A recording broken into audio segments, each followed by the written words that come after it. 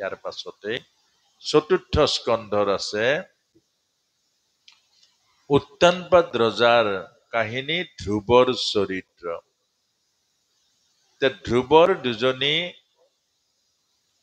ধ্ৰুৱৰ মাক হল সুনীতি আৰু উত্তানপাদ ৰজা হল ধ্ৰুৱৰ দেউতাক। উত্তানপাদ ৰজাই সুনীতিকো বিয়া পাতিলে আৰু তাৰ পাছত সুৰুচি নামৰ আৰু এজনীক বিয়া পাতিলে। সুৰুচি আচলতে বিয়া পাতিবলৈ সিমান আকৌ এজনী বিয়া পাতিব লাগে জানো? এজনী বিয়া পাতিলেই ল'ৰা এটা জন্ম পালে আৰু মানুহগৰাকী নীতি নিয়ম সদাচাৰী আকৌ বিয়া পাতিবলৈ মন মেলিব লাগে জানো? আইসকল লাগে জানো? লাগে নেকি? নালাগে। আচ্ছা, পাতিলে কি অসুবিধা হব নেকি?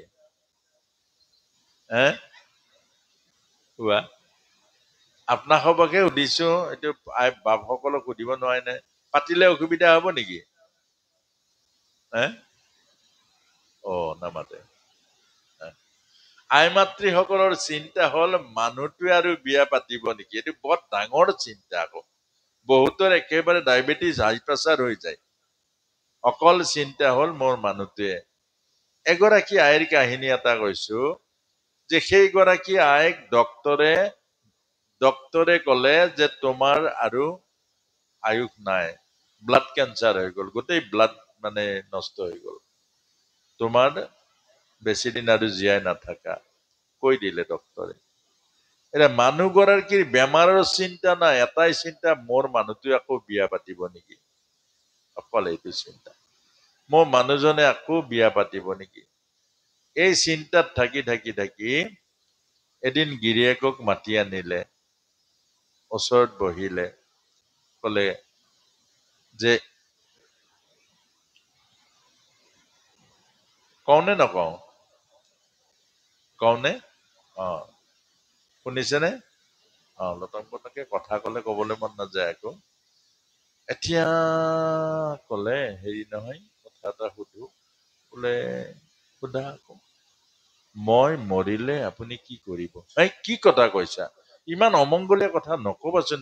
তুমি কেলে বাৰু চিন্তা কৰিছা? তুমি কেলে ভয় কৰি আছা? তোমাৰ একো নহয়, একো নহয়, একো নহয়। মই জানিছো। তথাপিও যদি মই মৰো, তেতিয়া কি কৰিবা? বোলে তুমি মৰিব নোৱাৰা। মই মাটি বাৰী গোটেই গাড়ী ঘোঁৰা যিমান আছে চব বিক্ৰী কৰি দিম, তথাপিও তোমাক মই চিকিৎসা কৰি আনিম, ডাঙৰ ডাঙৰ হস্পিটেললৈ লৈ যাম। বোলে সেইটো মই বুজিছো, তাৰ পাছতো মৰিলে কি কৰিবা? যদি মৰো, বোলে তুমি নমৰা নহয়, মই যমৰ লগত কাজিয়া লাগি যাম। বোলে বুজিছো, তাৰ পাছতো যদি মই মৰো, তুমি কি কৰিবা? বোলে মই পগলা হৈ যাম। মানুহজনী বহুত ভাল পাইছে, যে পগলা হৈ যাম বুলি যেতিয়া কৈছে বহুত ভাল পাইছে। মানে পগলাই হওক, যাতে আৰু বিয়া নাপাতে। তেতিয়া মানুহজনক কৈছে যে তুমি আৰু দ্বিতীয়বাৰ বিয়া নাপাতাতো? বোলে পগলা মানুহৰ কি ঠিকনা আছে? পগলা মানুহৰ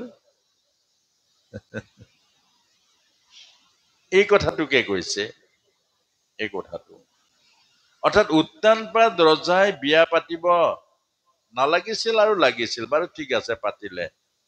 পাতিবলৈ গল, আনিবলৈ গল, কথা যদি সুধিলে, আকৌ সুৰুচি এটা কথা কলে যে মই তোমাৰ লগত বিয়া হম, কিন্তু আগৰ পত্নী আৰু পুত্ৰ তোমাৰ লগত থাকিব নোৱাৰিব। এইটো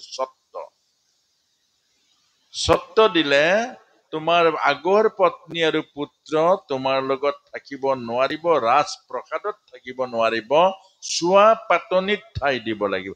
এইটো মানিব লাগিছিল জানো? আমাৰ এতিয়া বাপসকলক, প্ৰভুসকলক, আমাৰ ডেকাসকলক সুধিছো, আমাৰ যুৱকসকলক সুধিছো, মানুহৰ দুৰ্গতি কেনেকৈ হয়? সেইটো বাৰু লাগিছিল জানো? এজনী তিৰোতাৰ বা এজনী গাভৰুৰ এই চৰ্তটো মানিব লাগে জানো এজন পুৰুষে? যদি মানে এই পুৰুষজন বান্দৰ হৈ যাব, এই কথাটোকে বুজাইছে। এতিয়া মানি ললে, মানি লৈ বিয়া পাতিলে, ধ্ৰুৱ আৰু সুৰুচিক চুৱাপাতনিত ঠাই দিলে। উত্তানপাদ ৰজাই আকৌ এইজনীৰ গৰ্ভত এটা সন্তান জন্ম দিলে, নাম হল ধ্ৰুৱ।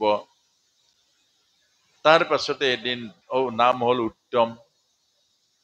তাৰ পাছতে এদিন ধ্ৰুৱই খেলি খেলি দেউতাক নহয় জানো, 5 বছৰীয়া ধ্ৰুৱ কি জানে এইবোৰ কথা, মেৰপেচটো নাজানে। দেউতাকৰ কচত উঠিবৰ কাৰণে আহি হাত মেলিলে। সুৰুচি দুৱাৰ ওচৰত থিয় হৈ আছে। ৰজাই হাত মেলিব নোৱাৰিলে। ৰজাই হাত দুখন মেলিব নোৱাৰিলে। নিজৰ পুত্ৰ, নিজৰ ঔৰক জাত সন্তানটোক কোচত তুলি লবলৈ হাত মেলিবলৈ সাহস নকৰিলে। কেলে? নিজৰ সৰু ঘৈণীয়েকজনী চাই আছে। এজনী তিৰতাৰ কাৰণে এজন ৰজা, শশাগৰা পৃথিৱীৰ ৰজা ভয়ত পেপুৱা লাগি গল। এইটোকে বুজাইছে। এজন পুৰুষৰ পুৰুষত্ব যদি নষ্ট হৈ যায়, এজন পুৰুষৰ পুৰুষত্ব যদি হেৰাই যায়, ব্যক্তিত্ব আৰু চৰিত্ৰ যদি নষ্ট হৈ যায়, এইজন পুৰুষ, ভাগৱতে কৈছে, এজনী তিৰতাৰ হাতত এটা বান্দৰৰ নিচিনা হৈ পৰে।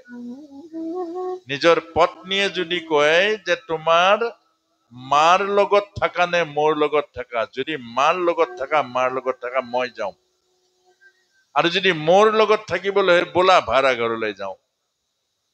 আৰু ব্যক্তিত্ব হেৰুৱা পুৰুষে কব, আই গোসানী তোৰ লগতে যাওঁ ভাড়া ঘৰত, মাই যি হয় হওক। এইটোকে বুজাইছে। আজি যে বহু পুৰুষে পুৰুষত্ব হেৰুৱাইছে, নিজৰ মাকক বৃদ্ধাশ্ৰমত পঠিয়াই দিছে, নিজৰ মাকক কৰবাত ৰাস্তাত এৰি আহিছে, ইয়াৰ কাৰণটো হল এইটো। আমাক কাহিনীটোৱে বুজাইছে। কেতিয়াও তিৰতাৰ দাস নহবা, বন্ধু হবা, তিৰতাৰ লগত মিত্ৰতা আনিবা, মন্ত্ৰীৰ নিচিনা পৰামৰ্শ কৰিবা, আৰু এজনী মাকৰ নিচিনা ব্যৱহাৰ কৰিবা। যেতিয়া অন্ন দিয়ে, সন্তান জন্ম দিবৰ কাৰণে জগত জননী জগত মাতা বুলি ভাবিবা। এগৰাকী মা, আপোনাক মোকো জন্ম দিছে এজনী মায়ে। নাৰীৰ বিভিন্ন ৰূপ আছে, কিন্তু মনত ৰাখিব, নিজৰ পুৰুষত্ব আৰু চৰিত্ৰ এই দুটা স্খলন নকৰিব। এই দুটা কেতিয়াও বিসৰ্জন নিদিব। আমাৰ আই মাতৃসকলে বহুত যত্ন কৰে। কেলে? মোৰ মানুহটো মোৰ তলত থাকক, মোৰ কথাত হওক, এইটো ভাবে আই মাতৃসকলে। পাৰ্বতীৰ বাঘটো, শিৱৰ গৰুটো, পাৰ্বতী মাৰ বাঘটোৱে শিৱৰ গৰুটো খাবলৈ যত্ন কৰে। কিন্তু শিৱৰ ব্যক্তিত্ব হল গৰু, পাৰ্বতী মাৰ বাঘটো হল প্ৰকৃতিৰ যিটো চৰিত্ৰ। গতিকে বাঘে যদি গৰু খাই দিয়ে, সেইখন সংসাৰ নাথাকিব। পুৰুষৰ ব্যক্তিত্ব আৰু নাৰীৰ চৰিত্ৰ, এই দুইটা অক্ষুণ্ণ ৰাখিব, তেতিয়া সংসাৰ মধুৰ হব, সংসাৰ সুন্দৰ হব। আৰু উত্তানপাদ ৰজাৰ মাজেৰে এই কথাখিনি আমাক বুজাইছে যে উত্তানপাদ ৰজাই আৰু এবাৰ কেলে বিয়া পাতিলে? ইন্দ্ৰিয়ক নিয়ন্ত্ৰণ কৰিব নোৱাৰিলে, কামক নিয়ন্ত্ৰণ কৰিব নোৱাৰিলে। যি পুৰুষে কামক নিয়ন্ত্ৰণ কৰিব নোৱাৰে, সেই পুৰুষ বহিৰ্মুখী পুৰুষ, সেই পুৰুষে সুখ নাপায় আৰু এখন সুন্দৰ গৃহস্থী হব নোৱাৰে। সেইকাৰণে সদায় পুৰুষসকলে সাধনা কৰিব, কামক নিয়ন্ত্ৰণ কৰিব, কামক লাগাম লগাব, কামক নিজৰ বশলৈ আনিব, নহলে সেই কামে কলৈ উটুৱাই লৈ যাব ঠিকনা নাই। এখন সংসাৰ ভাঙিছে আজি এখন সংসাৰ নৰকৰ নিচিনা সৃষ্টি হৈছে। এখন সংসাৰ ভয়ানক ৰূপে ৰূপ পাইছে এতিয়া। কেলে? কামক নিয়ন্ত্ৰণ কৰিব নোৱাৰা এই অৱস্থা আহিছে। সেইকাৰণে এতিয়া ধ্ৰুৱ আৰু উত্তম, এই যে ধ্ৰুৱক গালি পাৰিলে সুৰুচিয়ে, তিৰস্কাৰ কৰিলে সুৰুচিয়ে, তাৰ নিজৰ পুতেকটো মৰি থাকিলে। অৰ্থাৎ আমাক বুজাইছে, যি মাতৃ আনৰ ল'ৰা ছোৱালীক হিংসা কৰে, যি মাতৃ আনৰ ল'ৰা ছোৱালীৰ অনিষ্ট চিন্তা কৰে, যি মাতৃ আনৰ ল'ৰা ছোৱালীক বেয়া বেয়া উপদেশ দিয়ে, বুদ্ধি কৰি চলনা কৰি ঘৰ ভাঙিবলৈ যত্ন কৰে, মাক বাপেকৰ লগত কাজিয়া কৰিবৰ কাৰণে যত্ন কৰে, এইগৰাকী মা নিজৰ ল'ৰা ছোৱালীৰ অনিষ্ট হ'ব। সাৱধান, এই কথাটোকে বুজাইছে। আজি আমি বহু আহে আনৰ ল'ৰা ছোৱালীক কিন্তু বহুত হিংসা কৰো। ওচৰৰ কাৰোবাত যদি ভালকৈ পাছ কৰে, ল'ৰা এটা বুকুত জ্বলি যায়। কোনোবা ল'ৰা এটা যদি আগবাঢ়ে, আমি বুকুত জ্বলি যায়, হজম কৰিব নোৱাৰো, আৰু নিজৰ ল'ৰা ছোৱালীকো গালি পালিব আৰম্ভ কৰো। দেখা নাই ওচৰৰ মানুহ, ওচৰৰ ল'ৰা কেনেকৈ আগবাঢ়িছে, আমাৰ এসোপা খাবলৈ জন্ম পালে। এইটো বুকুত যেতিয়া জ্বলন আৰম্ভ হয়, মনত যেতিয়া পুৰণি আৰম্ভ হয়, বেলেগৰ ল'ৰা ছোৱালী আগবাঢ়ি যোৱা দেখি মনত ৰাখিব, আপোনাৰ সন্তান নষ্ট হব, আপোনাৰ সন্তানৰ আয়ুস নষ্ট হৈ যাব। গতিকে আজিৰ পৰা আনৰ ল'ৰা ছোৱালীক বিষ নিদিব, অমৃত দিব। আনৰ ল'ৰা ছোৱালীৰ হাতত বিষ তুলি নিদিব, অমৃত দিব। আনৰ ল'ৰা ছোৱালীৰ ওচৰত কেতিয়াও অশুভ কথা, হিংসা, নিন্দা, এইবিলাক কথা, মনত বেয়া ভাৱনা কেতিয়াও নানিব। আনিলে বিপদ হব, নিজৰে বিপদ হব। আৰু এই কাহিনীটোই আমাক শিক্ষা দিছে। আৰু সেই ধ্ৰুৱক মাকে পঠিয়ালে কলৈ? মাকে পঠিয়ালে অৰণ্যলৈ। বোপাই মাহীমাতৰ শত্ৰু নহয়। মাহীমাই যি কৈছে, মাহীমাই যে গালি পাৰিছে, মাহীমাই যে তিৰস্কাৰ কৰিছে, এইটো গালিও পৰা নাই, তিৰস্কাৰো পোৱা নাই। মাহীমাই ঠিকে কৈছে, যে মাহীমাই কি কৈছে, মোৰ গৰ্ভত জন্ম পালেহে তই ৰজাৰ কোচত বহিব পাৰি। কথাটো সত্য। ভাগ্যহীন মানুহে ৰাজাৰ কোচো নাপায়, ঈশ্বৰৰ ওচৰতো নাপায়। ভাগ্য লাগিব। ভাগ্যহে সংসাৰৰ খেলখন খেলি আছে। যে ভাগ্যই কোনোবা ৰজা কৰিছে, কোনোবাক প্ৰজা কৰিছে, ভাগ্যই মালিক কৰিছে, কোনোবাক চাকৰ কৰিছে, ভাগ্যই কাৰোবাক দালৈ হাজিৰা কৰিবলৈ বাধ্য কৰাইছে, ভাগ্যই কাৰোবাক পিতৃ মাতৃৰ পৰা কোটি টকাৰ সম্পত্তি পাইছে। এইবোৰ চব ভাগ্যৰ খেল বোপায়। কাৰোবাক দোষ দিব নোৱাৰা, কাৰোবাক জগৰীয়া কৰিব নোৱাৰা। যা, এতিয়া আজি তোৰ ভাগ্য ঘটিছে, কাৰণ এইজন ৰজা আৰু এইখন সিংহাসন দুদিনীয়া। এইজন ৰজাৰ সিংহাসন দুদিনীয়া মাত্ৰ, কালৰ বুকুত এদিন হেৰাই যাব। আৰু এজন ৰজা আছে, আৰু এখন সিংহাসন আছে, এইখন যুগমীয়া।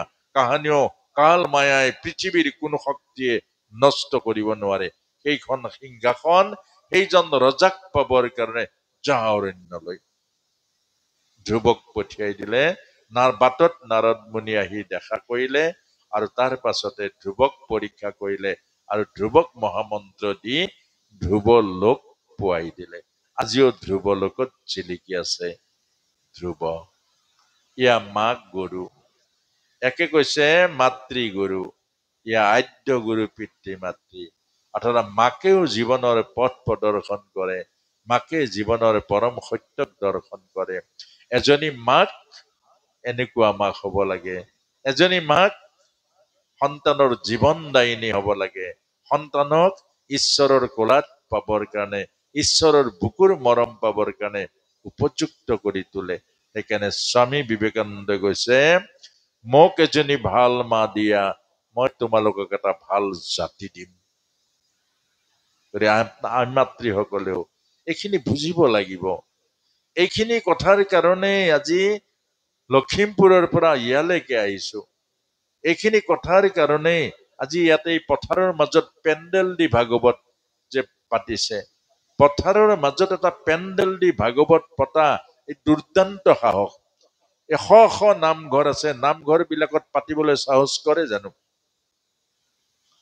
শ নামঘৰ আছে। এনেকুৱা অনুষ্ঠান যুৱ প্ৰজন্মৰ আধ্যাত্মিক উত্তৰণৰ, যুৱ প্ৰজন্মৰ চৰিত্ৰ গঠনৰ, ব্যক্তিত্ব বিকাশৰ, আৰু এই ভাগৱত দৰ্শনৰ অনুষ্ঠানবোৰ পাতে জানো? পতা হলে আজি এই পেণ্ডেলৰ মাজত, পথাৰৰ মাজত নাপাতিলেহেঁতেন। বহুতে কব পাৰে যে পেণ্ডেলত যখন ভাগৱত পাতিছে। কিন্তু এই বলৱান পদক্ষেপ, অৰ্থাৎ আজি যুৱ প্ৰজন্মক এইখিনি দৰকাৰ আছে। আজিৰ বৰ্তমান সময় বিচাৰে ভাগৱত দৰ্শন, আজি গীতাৰ দৰ্শন বিচাৰে, জীৱন দৰ্শনৰ লগত সম্পৰ্ক, জীৱনক চাব বিচাৰে। কিন্তু আজি আমি বয়োজ্যেষ্ঠ সকলে এই কথাখিনি নুবুজো। আমি নামঘৰ বনাইছো অকল আমি সমাজখনৰ এটা আধ্যাত্মিক ভক্তিৰ কাৰণে, কিন্তু জীৱন পাবৰ কাৰণে, যুৱ প্ৰজন্মক সঠিক ৰাস্তা দিবৰ কাৰণে, প্ৰজন্মই জীৱনক চাবৰ কাৰণে এইবোৰ কথাত যে নামঘৰৰো প্ৰয়োজন আছে, নামঘৰত যে এইবিলাক অনুষ্ঠান কৰিব লাগে, এইখিনি গুৰুজনাই আমাক অকল সেৱাৰ কাৰণে নামঘৰ দিয়া নাই, জীৱন গঠনৰ কাৰণে, চৰিত্ৰ বিকাশৰ কাৰণে, আধ্যাত্মিক জীৱন উৎকৰ্ষ সাধনৰ কাৰণে এই বিভিন্ন সংস্কৃতি আমাক দিছিলে, কিন্তু এইটো থাকি গল। গতিকে এই কথাখিনিয়ে চতুৰ্থ স্কন্ধৰ মাজেৰে আমাক কৈছে। আৰু ইয়াৰ পাছতে